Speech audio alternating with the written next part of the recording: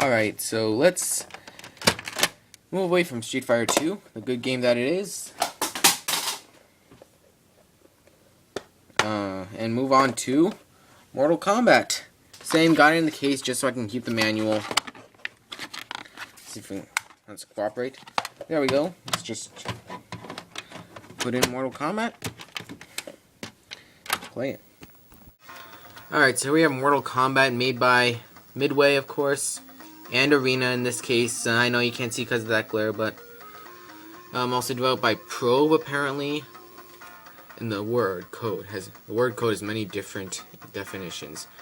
The Shaolin martial art tournament is governed by a system of rules and conducted in an ethical code. Blah blah blah blah blah blah backstory. Let's just get to fighting, for crying out loud.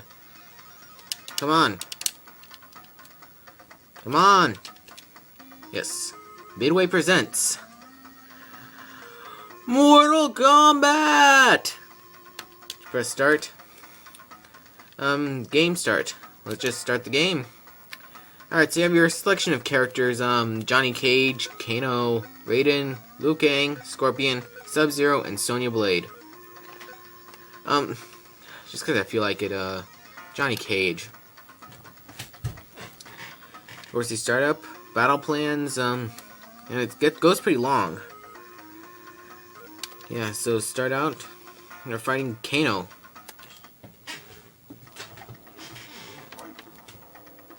Right.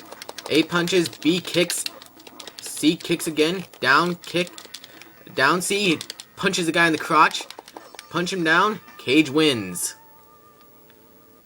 Of course, down B, down A and down B do the same thing. Up jumps,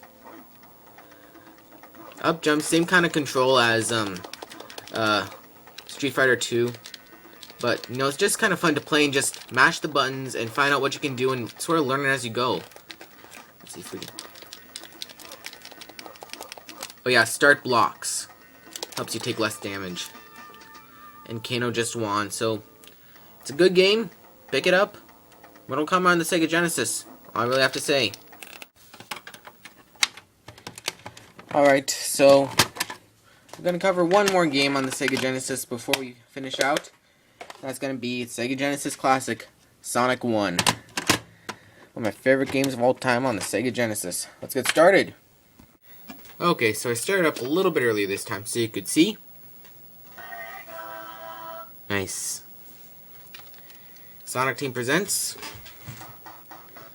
Classic right there. Let's hit start. Reno Zone, Act 1, go! And so it's Sonic, you move him around with the D-pad. Left, right moves left and right. Up makes you look up, which allows you to look up further, see what's up there. Down, crouches, which also makes you look down. A jumps, B jumps, C jumps. Start pauses, that's about it. Collect the rings, so you can have some hit points and for a higher score. The only real offensive you have in this game is the spin attack, which you accomplish when you jump. But there is sort of a precursor to the spin dash here. You run along the stretch of ground and hit down, curl into a ball, and take out a bunch of enemies in a row. That should be quite useful, and yeah, you can get checkpoints along the way, so when you die, you don't have to start at the beginning of the entire level again. And of course, once you get past this part, everything's perfectly timed, so if you run through it the right way, you'll hit nothing. And of course, we come to the end. I'm not going to do the little special stage up there, simply for the sake of this review. I'll go into this game along with Sonic 2 and 3 a little more depth on a later date, but, you know, just show you the first two zones and the little trick I found in Zone 2. Or Act 2. Of course, we're going to run through here. First time I came through this part, I knew you could go back there, but I just wanted to finish the level, so... Oh yeah, I've been playing Sonic 3 too much. So I keep on thinking you have the spin dash when you don't, and so you gotta run it. Yeah. If I didn't have my rings, I would have died. Okay, let's run through here and wait. What was that up there on top of the loop? No, go back, Sonic. Go back. What's up there? That's a life up there. That's a life. How do you get it? At first I thought you run and jump, and there might be a spring in one of the palm trees, but no. For the longest time, I thought that was like Sega's tease, like, Hey, there's a life up there and a ton of rings. Sorry, but you can't get it. And so but then I found out that if you go back here and go through here very carefully, it's probably getting a little bit silent. So just be prepared. Gotta be careful here. Jump on this. Jump on this. Jump on this. Come down here to the lower levels of the level. Be really careful, because that's what that thing does. Come through here, jump, jump. Crab bot there, take that out. There's a spring right here.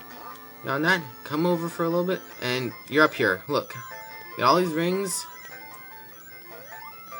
and a life. Every time you die, those regenerate, so it's really handy. Yes, and you got your super shield here, as well as the bubble shield. And the super shield actually allows you to stand on the spikes, but in this level I still avoid the spikes, simply because they're so close to the bottom of the screen. One miscalculation and you fall down, and no matter how many rings you have, no matter how many power-ups you have, you still die. And this allows you basically just to run across the screen and take everything out. And let's just finish. So, thanks for watching, guys. This has been Jet Seekers with a brief look at the Sega Genesis. I'll probably go into these games in a little bit more depth on a later date. I'll catch you all later. This is Jet Seekers, signing out. You got the touch. You got the